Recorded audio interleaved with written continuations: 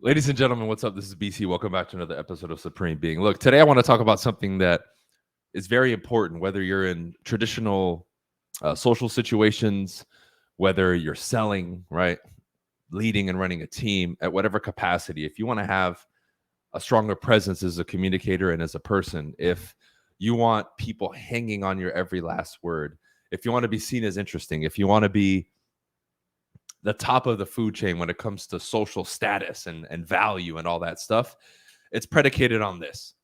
Okay. If you guys remember a long time ago, and for years, I've been talking about, the three things you should focus on when it comes to communication, social media, and all that stuff. And the formula was and still is educate, inform, and entertain, right? You can do that in any facet of life. You'll make money, you'll have friends, you'll have influence, so on and so forth, right?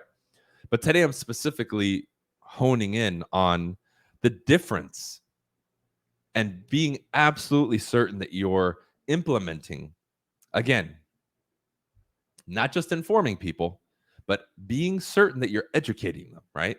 And people will think about this in sales, which we will discuss today for sure. However, in general, you have to be able to see the difference there and then know that you're actually delivering. Okay. Because there's a lot of pieces to this. Inform and educate, right? If you need me to define it again, informing means I'm just giving you information. The weather dude is an informant. Hey, this is the weather. It's 76 degrees here today. Hey, the bus will be here at, 6 p.m. Hey, this is what we're passing information to you, information that anybody can read and get. Educating is being able to take information and give it to people in a way where it's a subject matter, an idea that now they didn't know about before or did not have understanding of it. And now they have understanding and they can give it to somebody else. They can teach it to somebody else and pass it along to somebody else. That's when somebody now understands the thing. Maybe not the teaching aspect, right? That would be a higher level, but at least they've duplicated it. Meaning, I understand this concept now. It wasn't a matter of just passing information. I had to take myself where that individual or organization took me through a process to truly understand this thing. Now I'm educated on it. Okay. That's the difference. Okay. Why do you think certain people are deemed as interesting in social settings? Because they're always educating people. They're not just informing them, they're teaching them something. Again, whether on purpose or not, they're doing it. They're doing it. Okay. So, why is this so effective? Well, let's look at it from a sales standpoint real quick. People are used to and believe that they're just seeking information from salespeople and individuals that they talk to.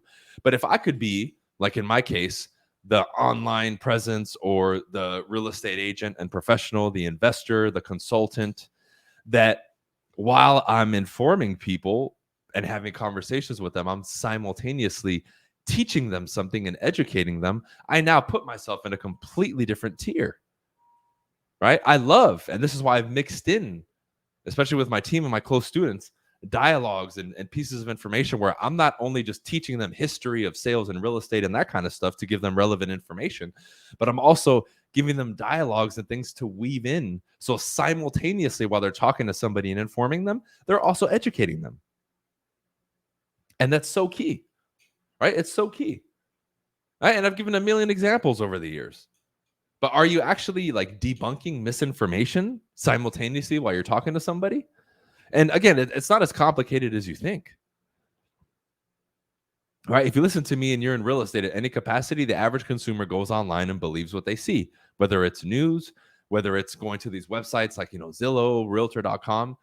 Again, whatever their preferred person said or whatever they see on the website, they just deem to be true. Same thing with what they do in their decision-making process. But are you, through your dialogues and questions and conversations, touching on that stuff and bringing things up and presenting ideas that at least gets them to become aware of it, number one, but two, question something? Hey, Mr. Person, Mr. Potential Customer, right? I know you mentioned you go on Zillow. Did you read that message that they have at the bottom of their front page? Oh, no, what's that? It lets you know that their valuation could be off in most cases 10%, but sometimes up to 15% or more. Now, again, I'm I'm just giving you guys a loose quote. I don't know if these websites or these valuation websites have changed their criteria. But at the time when I was talking to people, that's where it was. It was like 10 or 15%. And I would just throw it in there and be like, and you could even package it up a different way. You know, if you want to be slick. Hey, you know what, guys? I was, right? Let's say I do a video and I send it to my database. I was just going on Zillow the other day, and I happened to look, and as I was scrolling to the bottom to find contact us to send them a message, I noticed a disclaimer saying that their valuations are off by upwards of 15% at times or more. I never knew that. Did you? That's crazy. And how many of us go to these websites and just assume that the numbers that we see is market value or it's true? Okay, that would be a slicker way of me doing it if I wanted to do it in a video or just bring it up in conversation, right? But if somebody didn't know that, now they learned it inadvertently through conversation with me. And the more you can sprinkle this in to what you're doing, the cooler it is. The interesting part is when we go out, right? If we're going to do like a social setting now, a lot of people will do that, right? The people who always have something to say and they're interesting, they're giving us these things, right? Because of their experience and what they're doing. They're just, again, the vehicle for that is storytelling, right? If you get phenomenal at telling stories and ultimately your life and what you do every day and your past and your current experiences become the stories. That's when you become literally, in quotes, the most interesting person in the world, right?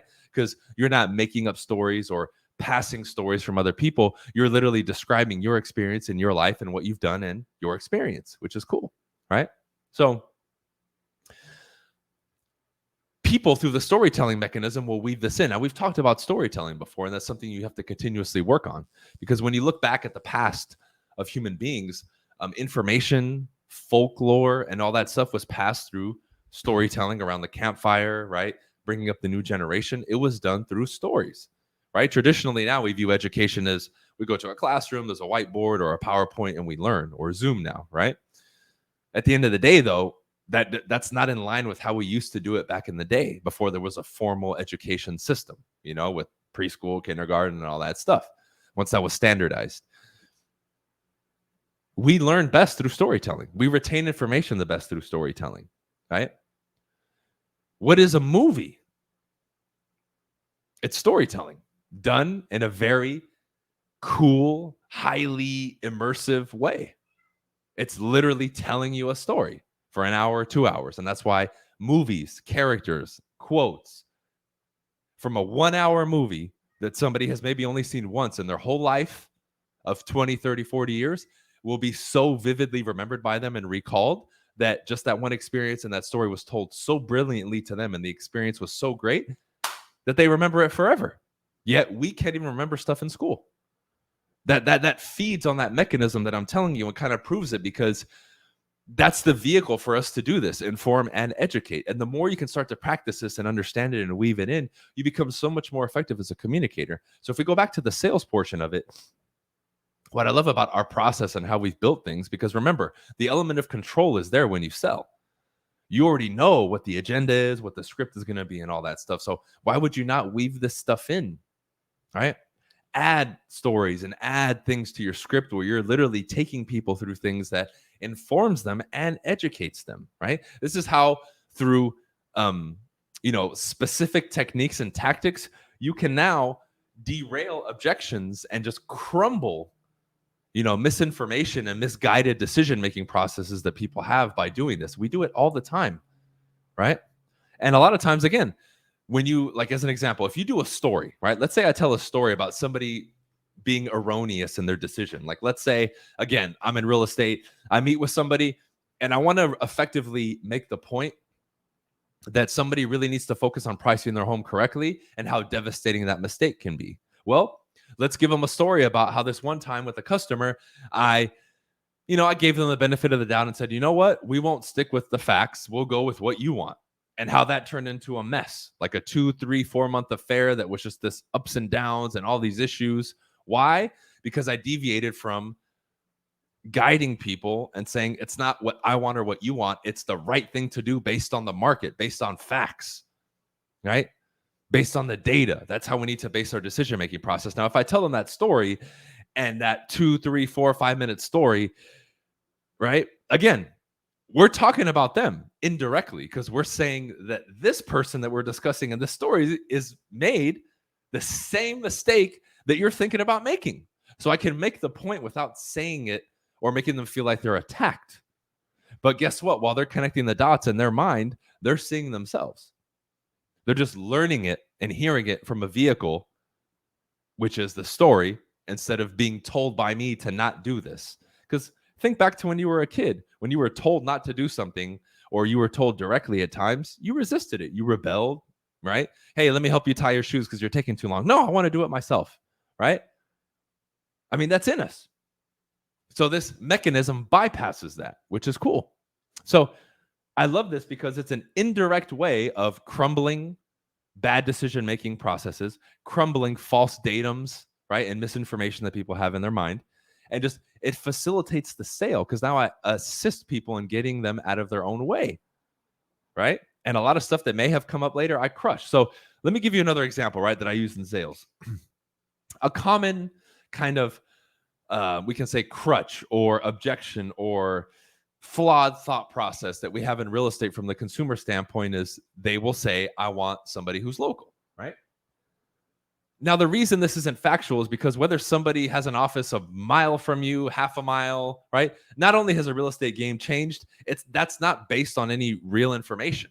It might have been 40 years ago, right? But real estate was different back then. Now it has zero validity. The last 25 years, that's not a valid objection.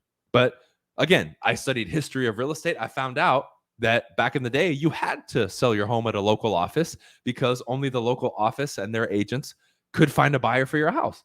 So it would make sense to go with the big brand that's local, right? Because back then we didn't have computers. We had the MLS books, right? So a study in history allowed me to figure out, okay, why are people even saying that? Okay. But number two is now when I present information, if I enlighten people on how the history used to be and how we used to do real estate, it crumbles that objection, right? So it took me learning about my craft and my profession a little bit in digging in order to find out the thought process behind why people were saying certain things. Now, if somebody's predicating their decision based on, well, what agent is in proximity to me, well, we can say that that could be a contributing factor. However, for them to make a strong, valid, and the best decision, should that be the only or the prevailing criteria? Well, no. Now their decision-making process is not valid or not optimized. Let's use that as a better word. I want to, through my information and education, be able to enlighten them and put them in a position where they make the most sound decision as a customer. Now, if that includes me, great. If it doesn't, that's fine too. But at least I'm giving them the tools that they need in order to make the best decision. So it took me digging, and now it's all about how we present it to people. So they say, I want the local agent. I would say, oh, I'm so glad you brought that up, Mr. Client, Mr. Customer. Do you know when we first started using that in our decision-making process and hiring a realtor? Like, do you know where that comes from? The notion or idea that somebody wants somebody close to them, aside from the obvious stuff like, yeah, I want somebody close because if I need to go to the office, it's right around the corner. I mean, aside from that, do you know where that came from? And then I can tell them if I want. Now, I normally won't say that to every person and every opportunity like that, but I'll save it. And maybe, when I'm qualifying them later on, or I'm at a presentation where we're meeting face to face, I'll tell them, remember how I brought that up earlier? Well, let me explain to you where it came from, right?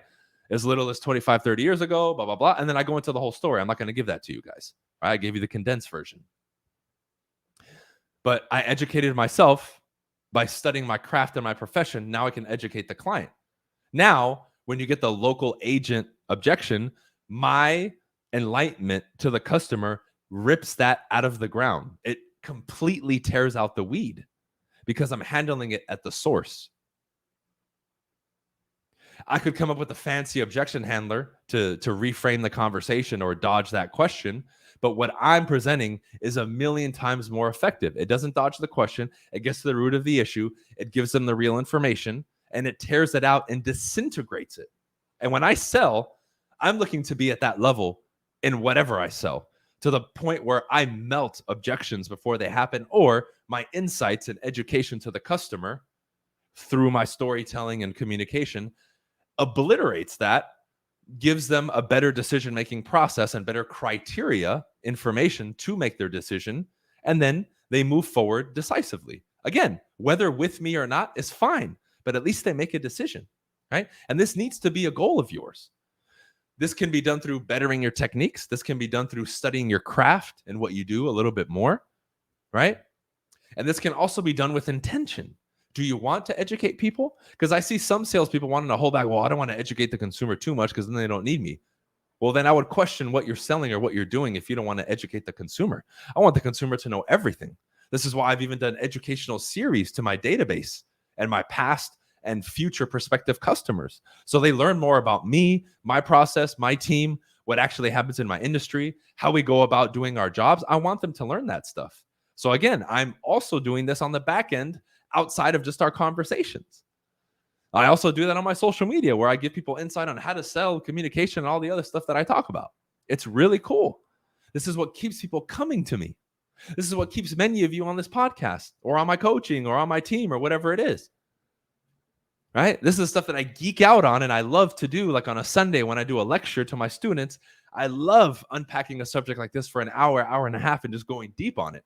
Because again, this is what transforms somebody as a salesperson, as a communicator, most importantly, as an individual, right? And until you start putting your mind on some of these subjects and exploring them, more richly and more in depth, you really fall into the box that everybody else is in, where they just repeat the same stuff, and you don't really have an angle or something unique. Like when we talk about unique value proposition as a human being, not just as a salesman, this is one of them. And I know for me, this is huge because in everything that I do, I'm always educating people. Again, not from the position of ego that I'm better, but hey, I've done my research. I've done a little bit more work. I've worked hard. I've dedicated myself to my craft more than other people. So I'm in a position where I can enlighten you a little bit differently than the other person. And additionally, I know communication at a higher level from a much more technical aspect, and I know how to deliver it in a way where it actually gets readily accepted and understood and duplicated by the client or the person who I'm speaking to. This is the key, my friends. You start to learn this stuff and implement it more. Not only will you feel better as a communicator, the people that you talk to will be more receptive. They'll learn more, they'll entertain more, and most importantly, they'll always come back and they'll always be left wanting more. I know when people listen to me, I put a seed in their brain. I know when I sell to a customer, even if we decide to go our separate ways, they respect me, they remember me, and they will use me or refer me to other people because they know he's a stand-up dude, he's great at what he does, and I got off that call, that meeting, or whatever, learning something and better off than when I showed up. And that's the key. Because if you remember, even a long time ago, I mentioned to people 8-9 years ago, even when I went door to door or cold called, I always wanted to leave people better off. Now, a subset of that would be educating. But initially for me, it was I want to leave them feeling better, right? In a better mood, right? Smiling. And at least I brought them up the tone scale, even a nudge or slightly through my interaction. Then I know every interaction I'm having, every person I'm touching is better off. This is a more powerful and impactful way to do it, where it's not just I'm leaving them emotionally better off. I'm also educating them and teaching them something. So whether they do business with me or not, they at least have a better decision-making process, and their foundation is much more solid because it's on relevant and factual information. Okay? So that's it for this one, y'all. Hopefully you enjoyed it. This is what I deem the missing key in communication for a lot of people, sales, non-sales. It's cool. If you guys want to check out any of my courses, coaching, you have the links below, or you can reach out to me personally. If you want to join my company, Real Brokerage, we've been exploding. I have almost 100 people in my network already in about 3 or 4 months. It's amazing. Anything else you need, hit me up, get on our email list, jump on our free challenges if we have them available to you, and we'll see you on the next episode. I appreciate and really, really do appreciate and support or appreciate all the support. And I really want to give everybody a fist bump for giving the positive reviews to Supreme Being and continue to tune in and follow our movement. All right. See you guys on the next episode. Peace.